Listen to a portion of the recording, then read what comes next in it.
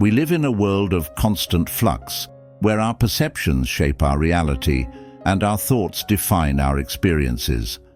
But what happens when we challenge these perceptions?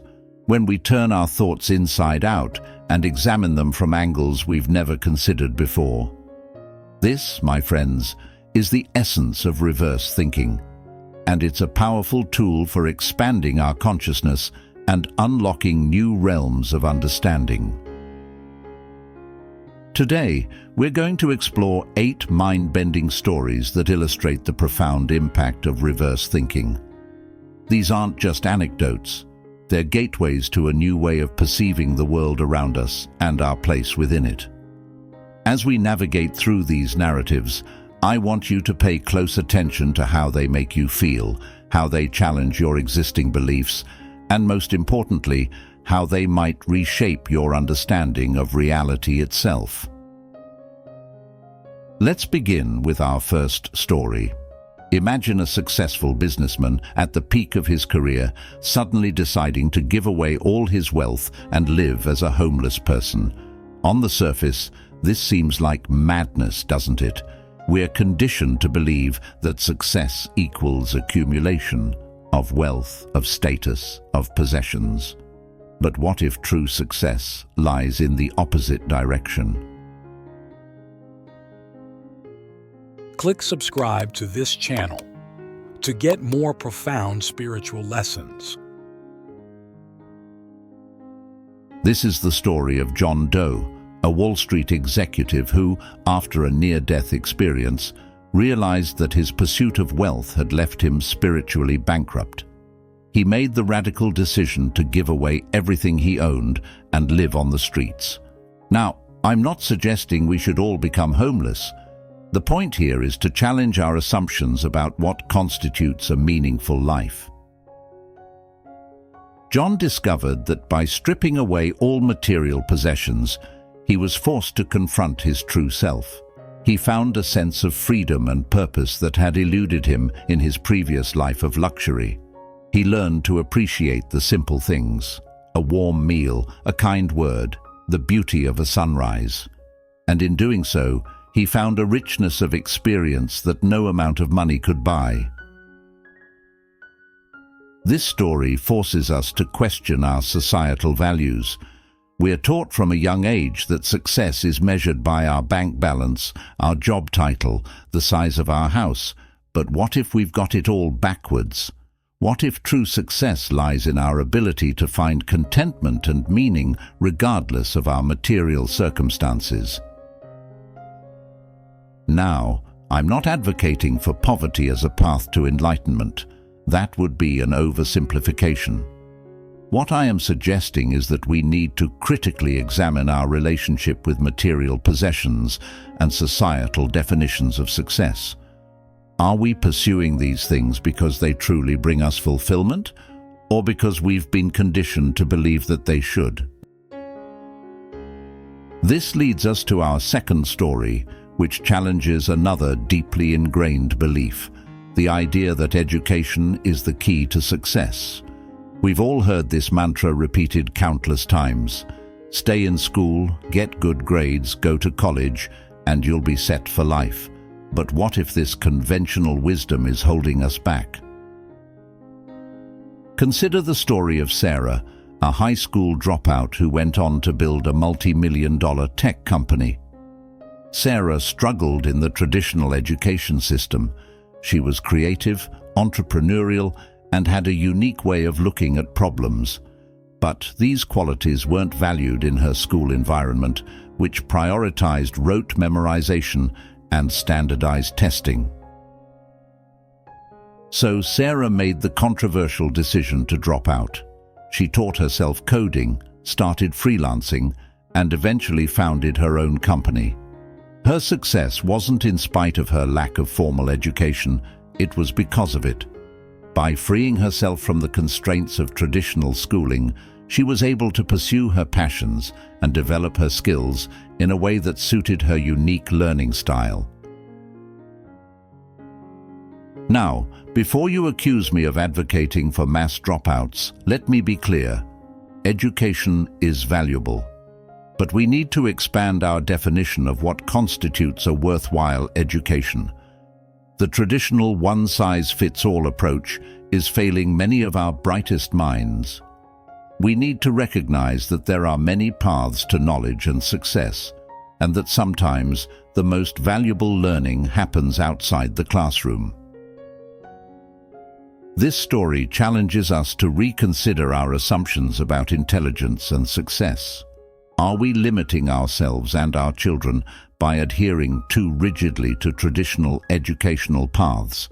How can we create learning environments that nurture creativity, innovation, and individual strengths? Our third story takes us into the realm of relationships and challenges our notions of love and commitment. We're all familiar with the classic romantic narrative. Two people meet, fall in love, get married, and live happily ever after. But what if the path to a truly fulfilling relationship is the exact opposite of what we've been taught? Meet Tom and Lisa, a couple who decided to get divorced in order to save their marriage. They had been together for 15 years, and while they still loved each other, their relationship had become stagnant. They felt trapped by the expectations and routines they had built over the years. So they made the radical decision to legally separate. They moved into separate homes, started dating other people, and essentially reset their relationship to zero. And something remarkable happened. Free from the pressures and expectations of marriage, they rediscovered why they fell in love in the first place. They started dating each other again, courting and wooing as if they were new lovers. 2 years later, they remarried, but this time with a completely different perspective on their relationship. They had learned that love isn't about possession or control, but about freedom and choice. They choose each other every day, not because of a legal contract or societal expectations, but because they genuinely want to be together. This story forces us to question our assumptions about relationships. We're taught that commitment means staying together no matter what. That marriage is the ultimate goal of a relationship. But what if true commitment means being willing to let go? What if the healthiest relationships are those where both partners are free to leave at any time, but choose to stay?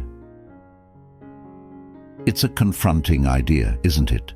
It challenges our need for security, our fear of abandonment. But consider this. If you knew your partner was with you purely by choice, not out of obligation or habit, wouldn't that be more meaningful?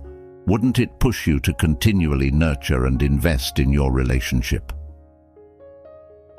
This leads us to our fourth story, which challenges our understanding of success and failure.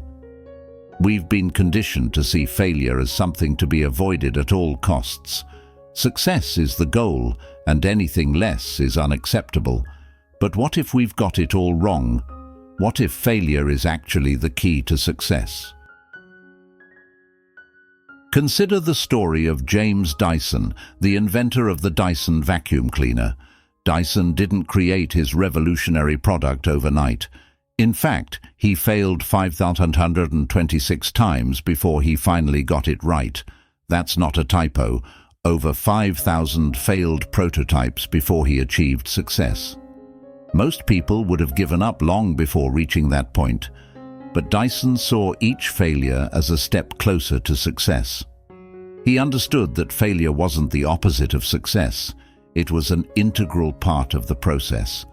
Each failed prototype taught him something new, helped him refine his ideas, brought him one step closer to his goal. This story challenges us to radically reframe our relationship with failure. What if, instead of fearing failure, we embraced it? What if we saw each setback not as a reflection of our worth or abilities, but as valuable data that can inform our next attempt? This mindset shift can be transformative.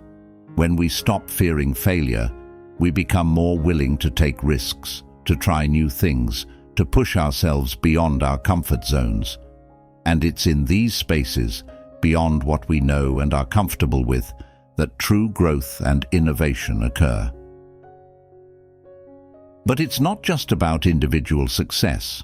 This reverse thinking about failure has profound implications for our society as a whole. Imagine if we created educational systems that celebrated failure as a learning opportunity rather than punishing it.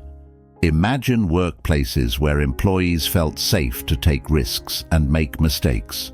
The potential for innovation and progress would be enormous. As we conclude this first part of our exploration, I want you to reflect on these 4 stories. How have they challenged your existing beliefs? What assumptions about success, education, relationships, and failure have you been carrying that might be limiting your growth and happiness? Remember, the goal here isn't to completely discard all conventional wisdom. It's to develop the ability to question it, to look at things from multiple angles, to consider possibilities that might at first seem counterintuitive or even absurd. This is the essence of reverse thinking, and it's a powerful tool for expanding our consciousness and unlocking new realms of understanding.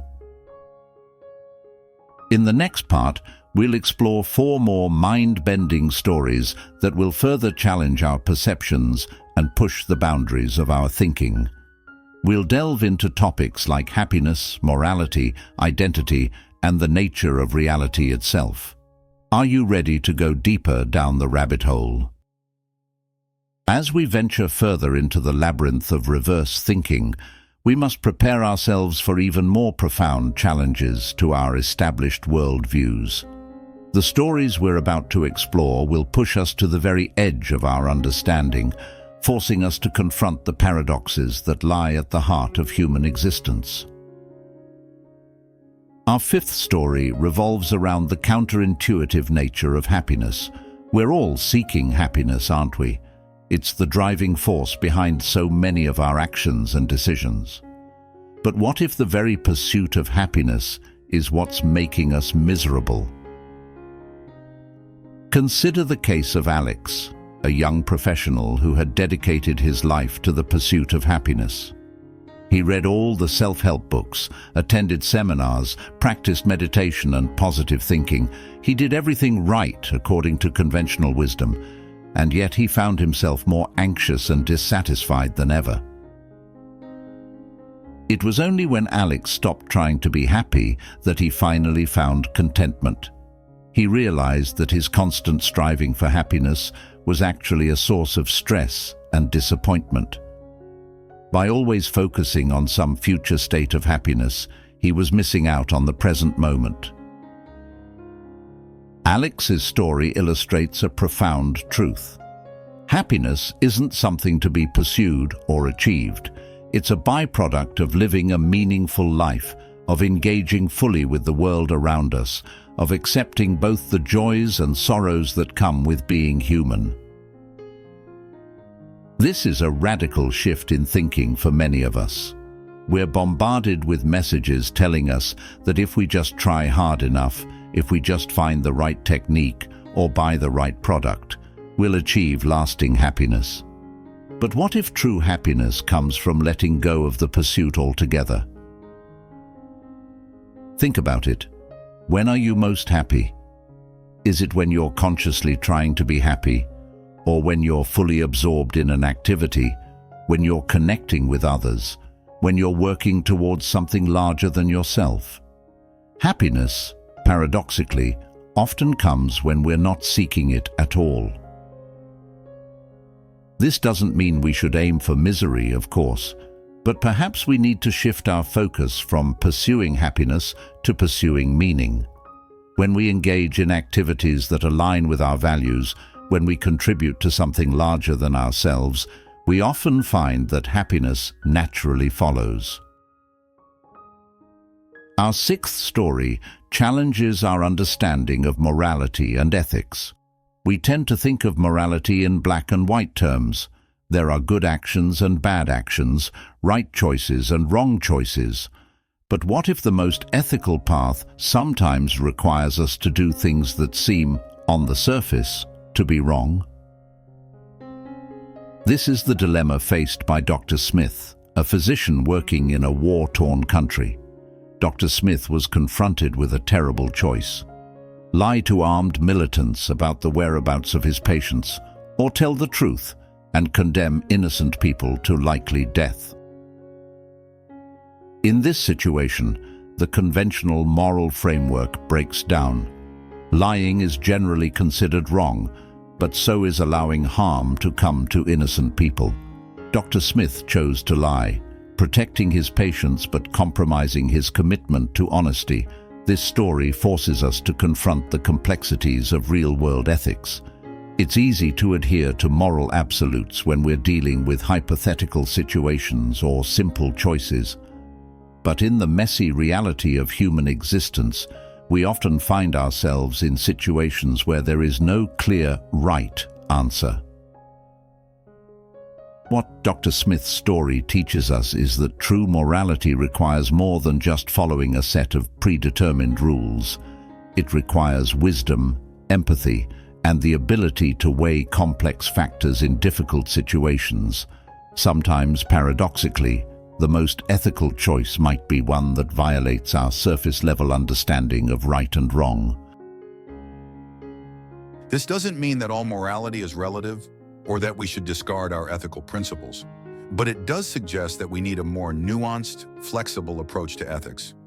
We need to be willing to grapple with moral ambiguity and to make difficult choices based on a deeper understanding of right and wrong. Our seventh story challenges our notions of identity and self. We tend to think of ourselves as fixed, stable entities. I am who I am, you are who you are. But what if our sense of self is far more fluid and malleable than we realize?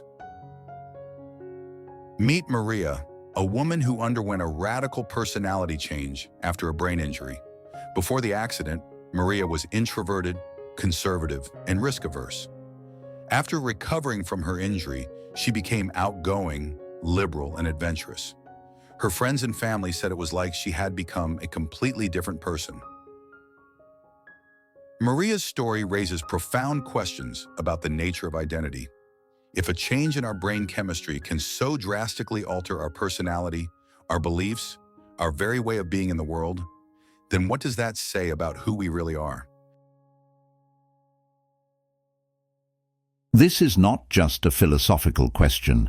It has real-world implications for how we think about personal growth, mental health, and even criminal justice. If our self is not fixed, but constantly in flux, then perhaps we have more power to change than we realize.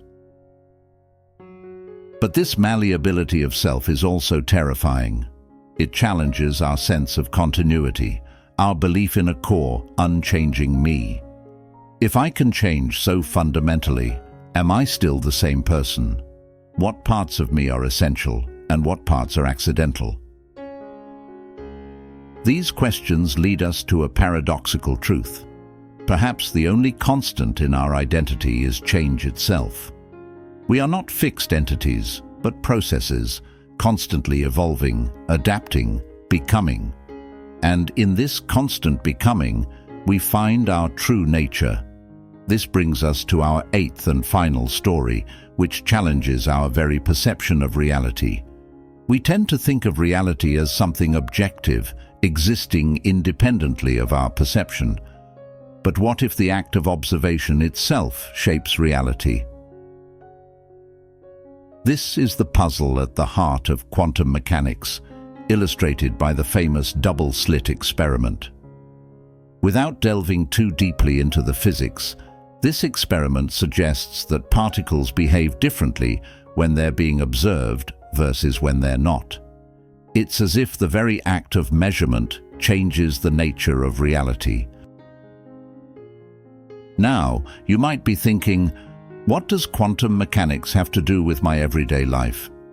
But consider the implications. If our observation can influence the behavior of subatomic particles, what might our perceptions be doing to the world around us on a larger scale? This is not to suggest that we can change reality simply by wishing it to be different, but it does raise profound questions about the nature of reality and our role in shaping it. Are we passive observers of an objective world or active participants in creating our reality? This perspective can be both empowering and humbling. On one hand, it suggests that we have more influence over our reality than we might have thought. Our beliefs, our expectations, our focus, all of these might be shaping the world we experience in ways we don't fully understand. On the other hand, it reminds us of the limitations of our perception. If our very act of observation changes what we're observing, can we ever truly know the nature of reality? Or are we always, in some sense, creating the world as we perceive it? As we conclude this exploration of reverse thinking, I want you to sit with these ideas for a moment. How do they change your understanding of happiness, morality, identity, and reality itself? What possibilities do they open up? What certainties do they challenge? The goal of this exercise in reverse thinking is not to provide definitive answers, but to open up new questions. It's about developing the mental flexibility to consider multiple perspectives, to challenge our assumptions, to think beyond the boundaries of conventional wisdom. In a world that often pushes us towards simplistic black and white thinking, this ability to engage with complexity and paradox is more important than ever. It's the key to personal growth, to innovation, to navigating the increasingly complex challenges of our modern world. So I challenge you. Don't just listen to these stories and nod in agreement. Take these ideas out into the world. Apply them to your own life. Look for opportunities to flip your thinking, to consider the opposite of what you believe to be true. You might be surprised at what you discover. Remember, the most profound truths often lie not in one extreme or the other, but in the tension between opposites. It's in the space between contradictions that true wisdom emerges, and it's through grappling with these paradoxes that we expand our consciousness and unlock new realms of understanding. Are you ready to embrace the paradox, to dance with uncertainty, to find freedom in the questions rather than the answers? This is the path of reverse thinking, and it's a journey that never truly ends. But I promise you, it's a journey worth taking.